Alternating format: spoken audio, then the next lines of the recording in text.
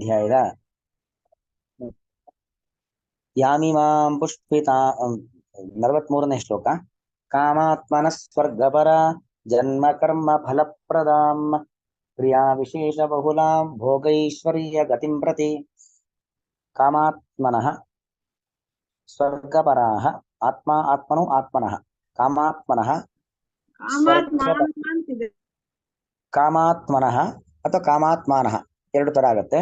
ಸ್ವರ್ಗಪರಾಃ ಜನ್ಮ ಕರ್ಮ ಫಲಪ್ರದಾಂ ಕ್ರಿಯಾ ವಿಶೇಷ ಬಹುಲಾಂ ಭೋಗೈಶ್ವರ್ಯ ಗತಿಂ ಪ್ರತಿ. ಅಂದ್ರೆ ಈ ಮೂರು ಶ್ಲೋಕ ಸೇರಿ ಕ್ರಿಯಾಪದ ಕೊನೆಗೆ ಬರುತ್ತೆ. ಯಾರು ವೇದವಾದ ರಥರು ಅಂದ್ರೆ ವೇದದ ಮೇಲ್ನೋಟದ ಅರ್ಥದಲ್ಲೇ ಆಸಕ್ತರಾಗಿರ್ತಕ್ಕಂಥ ವ್ಯಕ್ತಿಗಳು.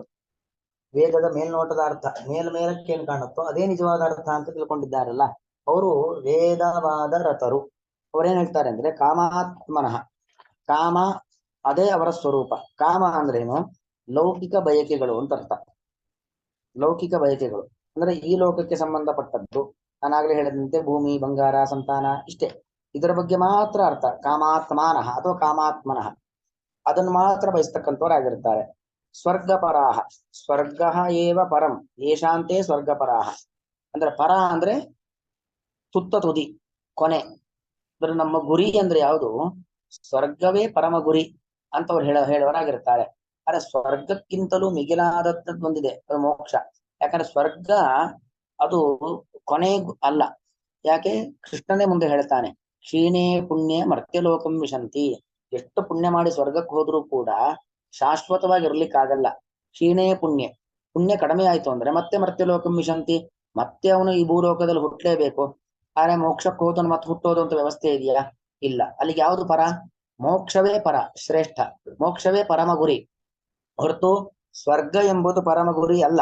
ಆದ್ರೆ ಈ ವೇದವಾದ ರಥರಿದ್ದಾರಲ್ಲ, ಅವಿಪಶ್ಚಿತರು, ಅಜ್ಞಾನಿಗಳಿದ್ದಾರಲ್ಲ, ವೇದಕ್ಕೆ ಮೇಲ್ನೋಟಕ್ಕೆ ಕಾಣುವಂತ ಅರ್ಥವನ್ನೇ ಮುಖ್ಯಾರ್ಥ ಅಂತ ಹೇಳೋರಿದ್ದಾರಲ್ಲ, ಅವರೆಲ್ಲರೂ ಕೂಡ ಸ್ವರ್ಗಪರಾಹ, ಸ್ವರ್ಗವನ್ನೇ ಪರಮ ಗುರಿ ಎಂಬುದಾಗಿ ಹೇಳ್ತಾರೆ. ಸ್ವರ್ಗ ಏವ ಪರಂ, ಸ್ವರ್ಗವೇ ಪರ, ಸ್ವರ್ಗವೇ ಶ್ರೇಷ್ಠವಾದದ್ದು, ಸ್ವರ್ಗವೇ ಪರಮ ಗುರಿ ಎಂಬುದಾಗಿ ಹೇಳ್ತಾರೆ. ಮತ್ತ ಆ ಸ್ವರ್ಗ ಎಂಥದ್ದು? ಜನ್ಮ ಕರ್ಮ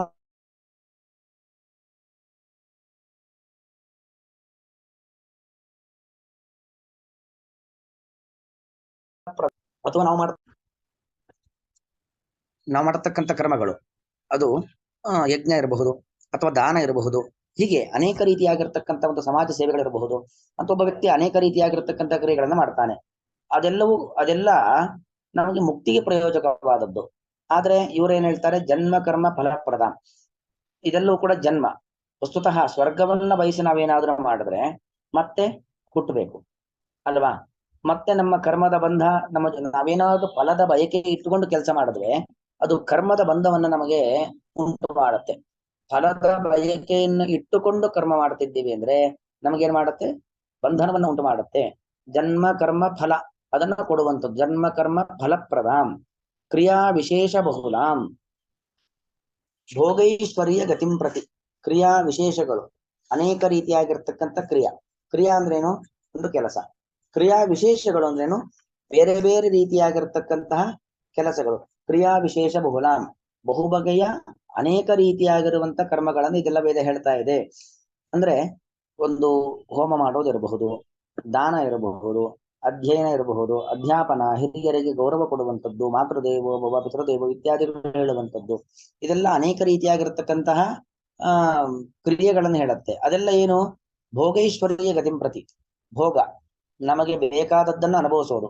ಐಶ್ವರ್ಯ, ಬೇಕಾದಷ್ಟು ಐಶ್ವರ್ಯವನ್ನ, ಸಂಪತ್ತನ್ನ ನಾವು ಕ್ರೋಢೀಕರಣ ಮಾಡತಕ್ಕಂಥದ್ದು.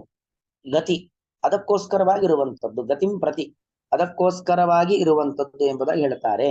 ಅಂದ್ರೆ ಯಾರು ಈ ಅವಿಪಶ್ಚಿತರು, ಅಜ್ಞಾನಿಗಳು ಅಂತಿದ್ದಾರೋ, ಯಾರು ವೇದವಾದ ರಥರು ಅಂದ್ರೆ ವೇದದ ಮೇಲ್ನೋಟದ ಅರ್ಥವೇ ಪರಮಾರ್ಥ ಅಂತ ಹೇಳ್ತಕ್ಕಂಥವ್ರಿದ್ದಾರೋ ಅವ್ರು ಹೀಗೆ ಹೇಳ್ತಾರೆ. ಏನ್ ಹೇಳ್ತಾರೆ? ಕಾಮ, ಅವರೆಲ್ಲ ಹೇಗಿರ್ತಾರೆ ಅಂದ್ರೆ ಕಾಮಾತ್ಮನಃ, ಕಾಮವೇ ಅವರ ಸ್ವರೂಪ. ಬಯಕೆ ಎಷ್ಟು ಸಿಕ್ಕಿದ್ರೂ ಸಾಕು ಅಂತಿಲ್ಲ. ಬಯಕೆಯೇ ಅವರ ಸ್ವರೂಪವಾಗಿ ಹೋಗ್ಬಿಟ್ಟಿರುತ್ತೆ. ಕ್ಷುದ್ರ ಬಯಕೆಯನ್ನ ಬೆನ್ನು ಹತ್ತದವರು ಅಂತ ಅರ್ಥ. ಅದು ಬೇಕು, ಇದು ಬೇಕು, ಬೇಕುಗಳಿಗೊಂದು ಕೊನೆ ಅಂತಾನೆ ಇಲ್ಲ. ಹಾಗೆ ಕಾಮವನ್ನೇ ಅವರ ಸ್ವರೂಪವನ್ನಾಗಿಸಿಕೊಂಡವರು. ಸ್ವರ್ಗಪರಾಹ, ಸ್ವರ್ಗವೇ ಪರಮ ಗುರಿ. ಸ್ವರ್ಗವೇ ಪರಮೋಚ್ಚ ಸ್ಥಾನ ಎಂಬುದಾಗಿ ಹೇಳ್ತಕ್ಕಂಥವರಾಗಿರ್ತಾರೆ. ಮತ್ತೆ ಇಂಥದ್ದು ಜನ್ಮ ಕರ್ಮ ಫಲಪ್ರದಾಂ, ಜನ್ಮ ಕರ್ಮ ಫಲಪ್ರದಾಂ ಭೋಗೇಶ್ವರ್ಯ ಗತಿಂ. ಜನ್ಮ ಜನ್ಮ ಹುಟ್ಟೋದು, ಕರ್ಮ, ಮತ್ತೆ ಅದರಿಂದ ಅನೇಕ ರೀತಿಯಾಗಿರ್ತಕ್ಕಂಥ ಕರ್ಮಗಳನ್ನ ಮಾಡುವಂಥದ್ದು. ಫಲ, ಫಲ ಅಂದ್ರೆ ಯಾವುದು? ಹುಟ್ಟಿದ್ವಿ, ಹುಟ್ಟಿದ್ಮೇಲೆ ಅನೇಕ ಕರ್ಮಗಳನ್ನ ಮಾಡಿದ್ವಿ, ಕರ್ಮಗಳನ್ನ ಮಾಡಿದ್ದಕ್ಕೆ ಒಂದು ಫಲ. ಆ ಫಲ ಯಾವುದು? ಸ್ವರ್ಗ ಫಲ, ಸ್ವರ್ಗವನ್ನೇ ಫಲ ಎಂಬುದಾಗಿ ಹೇಳ್ತಕ್ಕಂಥವ್ರು. ಇದಕ್ಕೋಸ್ಕರವಾಗಿ ಪ್ರದಾಮ್, ಪ್ರದಾಮ್ ಅಂದ್ರೆ ಕೊಡುವಂಥದ್ದು. ನಾವೇನು ವೇದ ಉಪನಿಷತ್ತುಗಳಂತಿದ್ದಾವೋ ಅದೆಲ್ಲವೂ ಕೂಡ ಜನ್ಮಾದಿಗಳನ್ನ ಕೊಡುವಂಥದ್ದು ಎಂಬುದಾಗಿ ಹೇಳ್ತಾರೆ. ಜನ್ಮ ಕರ್ಮ ಫಲಪ್ರದಾಂ, ಜನ್ಮ ಕರ್ಮಾದಿಗಳನ್ನ ಕೊಡುವಂಥದ್ದು ಎಂಬುದಾಗಿ ಹೇಳ್ತಾರೆ. ಮತ್ತು ಭೋಗೈಶ್ವರ್ಯ ಗತಿಂ ಪ್ರತಿ, ಭೋಗ ಅಂದ್ರೆ ಸುಖವನ್ನ ಅನುಭವಿಸ್ತಕ್ಕಂಥದ್ದು, ಐಶ್ವರ್ಯ ಸಂಪತ್ತನ್ನ ಅನುಭವಿಸುವಂಥದ್ದು. ಇದಕ್ಕೋಸ್ಕರ ಮಾತ್ರ ಭೋಗೈಶ್ವರ್ಯ ಗತಿ. ಅಲ್ಲಿಗೆ ನಾವೇನೋ ಅನೇಕ ರೀತಿಯಾದ ಸುಖ ಭೋಗಗಳನ್ನು ಅನುಭವಿಸುವುದು, ಸಂಪತ್ತನ್ನ ಕ್ರೋಢೀಕರಣ ಮಾಡುವುದು ಇದಕ್ಕೋಸ್ಕರವಾಗಿ ಇರುವಂಥದ್ದು ಎಂಬುದಾಗಿ ಈ ವೇದವಾದ ರಥರು, ಅಂದ್ರೆ ವೇದದ ಮೇಲ್ನೋಟದ ಅರ್ಥವನ್ನೇ ಪರಮಾರ್ಥ ಎಂಬುದಾಗಿ ತಿಳಿದಿರತಕ್ಕಂಥ ವ್ಯಕ್ತಿಗಳು ಮತ್ತು ಅಜ್ಞಾನಿಗಳು ಹೀಗೆ ಹೇಳ್ತಾರೆ. ಆದ್ರೆ ಜ್ಞಾನಿಗಳು ಹಾಗೆ ಹೇಳೋದಿಲ್ಲ. ಭೋಗಕ್ಕೋಸ್ಕರವಾಗಿ, ನಿಮಗೆ ಭೋಗ ಸಾಮಗ್ರಿಗಳನ್ನ ಕೊಡ್ಲಿಕ್ಕೋಸ್ಕರವಾಗಿ ವೇದ ಇದೆ ಅಂತ ಯಾರು ಸರಿಯಾಗಿ ತಿಳುವಳಿಕೆ ಇರತಕ್ಕಂಥ ವ್ಯಕ್ತಿ ಹೇಳೋದಿಲ್ಲ. ನಿನ್ನ ಲೌಕಿಕ ಫಲಕಾಮನೆಗಳನ್ನ ಪೂರೈಸಿಕೊಳ್ಳಿಕ್ಕೋಸ್ಕರವಾಗಿ ವೇದ ಮಂತ್ರಗಳಿದ್ದಾವೆ ಅಂತ ಯಾರು ಕೂಡ ಹೇಳೋದಿಲ್ಲ. ವೇದ ಮಂತ್ರಗಳಿರೋದು ಅದು ಅಪೌರುಷೇಯವಾದಂತಹ ವೇದ ಮಂತ್ರಗಳು, ಅಪ್ರಾಕೃತನಾದ ಭಗವಂತನನ್ನ ತಿಳಿಸ್ಕೊಡ್ಲಿಕ್ಕೋಸ್ಕರವಾಗಿ, ಅವನ ಅನುಗ್ರಹವನ್ನ ಪಡೆಯಲಿಕ್ಕೋಸ್ಕರವಾಗಿ ವೇದ ಮಂತ್ರಗಳಿದ್ದಾವೆ ಹೊರತು ನಮ್ಮ ಲೌಕಿಕ ಫಲಕಾಮನೆಗಳನ್ನ ಪಡೆಯಲಿಕ್ಕೋಸ್ಕರ ವೇದ ಇಲ್ಲ. ಹಾಗಾದ್ರೆ ನಾವು ವೇದ ಅಥವಾ ವೇದಾಂತ, ಈ ಗೀತೆ ಮೊದಲಾದ ಪುರಾಣಗಳನ್ನು ಓದೋದ್ರಿಂದ ನಮ್ಮ ಜೀವನಕ್ಕೆ ಬೇಕಾಗಿರುವಂತಹ ಲೌಕಿಕ ಫಲಗಳನ್ನ ಅಲ್ವಾ, ನಾವು ಬದುಕಲಿಕ್ಕೆ ನಮಗೇನು ಬೇಕು? ಆಹಾರ, ಒಂದು ಸುಖಮಯವಾದ ಜೀವನ, ನೆಮ್ಮದಿಯ ಜೀವನ, ಒಂದಷ್ಟು ಸಂಪತ್ತು, ಪುತ್ರ ಪೌತ್ರರು, ಮಕ್ಕಳು ಮೊಮ್ಮಕ್ಕಳು, ಇದೆಲ್ಲ ನಮಗ್ ಬೇಕಲ್ಲ. ಅದೆಲ್ಲ ಸಿಗೋದಿಲ್ವಾ? ಬರೀ ದೇವರ ಬಗ್ಗೆನೆ, ಬರೀ ಮೋಕ್ಷದ ಬಗ್ಗೆನೆ ವೇದ ಹೇಳೋದು ಅಂತ ಆದ್ರೆ ಈ ನಮ್ಮ ಜೀವನಕ್ಕೆ ಬೇಕಾದ ಲೌಕಿಕ ಸಂಪತ್ತನ್ನ ಕೊಡೋದಿಲ್ವಾ ಅಂತ ಹೇಳಿದ್ರೆ ಖಂಡಿತವಾಗಿ ಕೊಡತ್ತೆ. ಅದು ನಮ್ಮ ಉದ್ದೇಶ ಅದಿರಬಾರದು. ನಮ್ಮ ಉದ್ದೇಶ ಏನೇ ಇದ್ರು ಕೂಡ ವೇದ ಏನನ್ನ ತಿಳಿಸ್ಲಿಕ್ಕೋಸ್ಕರವಾಗಿ ಇರುವಂತದ್ದು ನೋಡಿ. ವೇ ಯಾವುದನ್ನ ನಾವು ಈಗ ಉದಾಹರಣೆಗೆ ನೀವೇನ ಸಂಪಾದನೆ ಮಾಡ್ಬೇಕು, ವೇದ ಸಂಪಾದನೆ ಮಾಡ್ಲಿಕ್ಕೋಸ್ಕರ ವೇದ ಓದ್ಬೇಕು ಅಂತೇನಿಲ್ಲ ಅಲ್ವಾ. ಯಾವ ರೀತಿ ಬೇಕಾದ್ರೂ ಸಂಪಾದನೆ ಮಾಡಬಹುದು. ಅಥವಾ ಒಂದು ಮನೆ ಕಟ್ಟಿಸ್ಬೇಕು, ಮನೆ ಕಟ್ಟಿಸ್ಲಿಕ್ಕೋಸ್ಕರವಾಗಿ ವೇದ ಓದಿ ಮನೆ ಕಟ್ಟಿಸ್ಬೇಕು ಅಂತೇನಿಲ್ಲ. ಬಂಗಾರ ತೆಗೆದುಕೊಳ್ಬೇಕು, ವೇದ ಪಾರಾಯಣ ಮಾಡಿ ಬಂಗಾರ ತೆಗೆದುಕೊಳ್ಬೇಕು ಅಂತೇನಿಲ್ಲ. ಅದಕ್ಕೂ ಹತ್ತಾರು ಮಾರ್ಗಗಳಿದ್ದಾವೆ. ಆದ್ರೆ ದೇವರನ್ನು ತಿಳಿಬೇಕು, ಮೋಕ್ಷವನ್ನ ಪಡಿಬೇಕು ಅಂದ್ರೆ ಒಂದೇ ಮಾರ್ಗ, ವೇದ, ವೇದಾಂತ, ಪುರಾಣ, ಉಪನಿಷತ್ತು ಇವುಗಳನ್ನು ಓದಬೇಕು. ಅದು ಬಿಟ್ಟು ಬೇರೆ ಮಾರ್ಗ ಇಲ್ಲ. ಅಂದ್ರೆ ಇದು ಅದಕ್ಕೋಸ್ಕರವಾಗಿ, ಇದು ಎಕ್ಸ್ಕ್ಲೂಸಿವ್, ಅದಕ್ಕೋಸ್ಕರ ಮಾತ್ರ ಇರತಕ್ಕಂಥದ್ದು. ಹಾಗಾಗಿ ನಾವು ಆ ಉದ್ದೇಶದಿಂದ ವೇದ ಪುರಾಣಗಳನ್ನ ಯಾವ ಉದ್ದೇಶದಿಂದ ಅಧ್ಯಯನ ಮಾಡಬೇಕು ಅಂತ ಹೇಳಿದ್ರೆ, ನಾನು ಆತ್ಮ ಸಾಕ್ಷಾತ್ಕಾರವನ್ನ ಮಾಡ್ಕೊಳ್ಬೇಕು. ಆತ್ಮ ಸಾಕ್ಷಾತ್ಕಾರ ಮಾಡ್ಕೊಳ್ಳಿಕ್ಕೋಸ್ಕರವಾಗಿ ಇನ್ಯಾವುದೋ ಸೈನ್ಸ್ ಮ್ಯಾಥ್ಸ್ ಓದರೆ ಆಗತ್ತಾ? ಇಲ್ಲ. ನಾನು ಪರಮಾತ್ಮ ಸಾಕ್ಷಾತ್ಕಾರವನ್ನ ಮಾಡ್ಕೊಳ್ಬೇಕು, ತನ್ಮೂಲಕವಾಗಿ ದೇವರ ಪ್ರಸನ್ನ ದೃಷ್ಟಿಗೆ ಬೀಳಬೇಕು, ಬಂಧನಗಳಿಂದ ಬಿಡುಗಡೆಯನ್ನ ಹೊಂದಿ ಮುಕ್ತಿಯನ್ನು ಹೊಂದಬೇಕು ಅನ್ನೋ ಉದ್ದೇಶ ಇಟ್ಟುಕೊಂಡು ಈ ವೇದ ಪುರಾಣ ಉಪನಿಷತ್ತು ಇವುಗಳನ್ನ ಅಧ್ಯಯನ ಮಾಡಬೇಕು ಹೊರತು ಬೇರೆ ಕ್ರಮದಲ್ಲೂ ಬೇರೆ ರೀತಿಯಿಂದಲೂ ಸಿಗಬಹುದಾದಂತಹ ಯಾವುದೋ ಒಂದು ಸಂತಾನ, ಸಂಪತ್ತು ಇತ್ಯಾದಿಗಳನ್ನ ಗುರಿಯನ್ನಾಗಿಸಿಕೊಂಡು ವೇದಾಂತವನ್ನ ಅಧ್ಯಯನ ಮಾಡಬಾರದು ಅನ್ನೋದು ಅಭಿಪ್ರಾಯ. ಅಂದ್ರೆ ನಾವು ದೇವತಾನುಗ್ರಹಾದಿಗಳನ್ನ ಬಯಸಿ ಅಧ್ಯಯನ ಮಾಡೋದರಿಂದ ದೇವರು ನಮಗೆ ಬದುಕಿದ್ದಷ್ಟು ದಿವಸ ಏನ್ ಬೇಕೋ ನಮ್ಗೆ ಚೆನ್ನಾಗಿರ್ಲಿಕ್ಕೆ ಅದನ್ನು ಕೊಟ್ಟೇ ಕೊಡ್ತಾನೆ, ಕೇಳಬೇಕು ಅಂತಿಲ್ಲ. ಯಾಕಂದ್ರೆ ಭಗವಂತ ಅಂದ್ರೆ ನಮ್ಮ ತಾಯಿ ಇದ್ದ ಹಾಗೆ. ತಾಯಿ ಮಗುವಿಗೆ ಮಗು ಕೇಳಿದ್ದನ್ನೆಲ್ಲ ಕೊಟ್ರೆ ಅವಳು ತಾಯಿ ಅಲ್ಲ. ಯಾಕಂದ್ರೆ ಮಗು ಏನೇನೋ ಕೇಳತ್ತೆ, ಅದಕ್ಕೆ ಒಳ್ಳೇದು ಕೇಳತ್ತೆ, ಕೆಟ್ಟದ್ದು ಕೇಳತ್ತೆ ಅಲ್ವಾ. ಕೇಳಿದ್ದನ್ನೆಲ್ಲ ಕೊಡೋದಿಲ್ಲ ತಾಯಿ. ಮಗುಗೆ ಯಾವ್ದು ಒಳ್ಳೇದೋ ಅದನ್ನ ಮಾತ್ರ ಕೊಡ್ತಾಳೆ, ಯಾವಾಗ ಯಾವ್ದು ಒಳ್ಳೇದೋ ಅದನ್ನ ಕೊಡ್ತಾಳೆ. ಹಾಗೆ ಭಗವಂತ ನಮ್ಮ ತಾಯಿ ಇದ್ದ ಹಾಗೆ. ನಾವೇನ್ ಮಾಡ್ಬೇಕು ಅಂದ್ರೆ ಕೇವಲ ಭಗವಂತನಲ್ಲಿ ನಿಷ್ಕಲ್ಮಶವಾದ ಭಕ್ತಿಯನ್ನ ಮಾಡಬೇಕು. ಆ ಮಾತೃಸ್ಥಾನದಲ್ಲಿ ಇದ್ದಂತ ಭಗವಂತ ನಮಗೇನ್ ಮಾಡ್ತಾನೆ, ನಮಗೆ ಕಾಲಕ್ಕೆ ಬೇಕಾದದ್ದನ್ನ ಯಾವ್ದು ಬೇಕೋ ಅದನ್ನ ಕೊಡ್ತಾನೆ, ಯಾವ್ದು ಬೇಡವೋ ಅದನ್ನ ಕಿತ್ಕೊಳ್ತಾನೆ. ಕಿತ್ಕೊಂಡ ಅಂತ ನಾವು ಅಳಬಾರದು, ಕೊಟ್ಟ ಅಂತ ಖುಷಿ ಪಡಬಾರದು. ನಮಗೆ ಬೇಕು, ಅದು ನಮ್ಮ ಅಗತ್ಯ, ಅದು ಕೊಡೋದ್ರಿಂದ ನಾವು ಚೆನ್ನಾಗಿರ್ತೀವಿ ಅಂತ ದೇವರಿಗೆ ಗೊತ್ತು, ಅದು ಕೊಡ್ತಾನೆ. ಕಿತ್ಕೊಳ್ತಾನೆ, ಯಾಕೆ ಕಿತ್ಕೊಳ್ತಾನೆ? ಅದು ನಮ್ಮ ಹತ್ರ ಇದ್ರೆ ನಮ್ಗೆ ತೊಂದರೆ ಅಂತ ದೇವರಿಗೆ ಗೊತ್ತು, ಅದು ಕಿತ್ಕೊಳ್ತಾನೆ.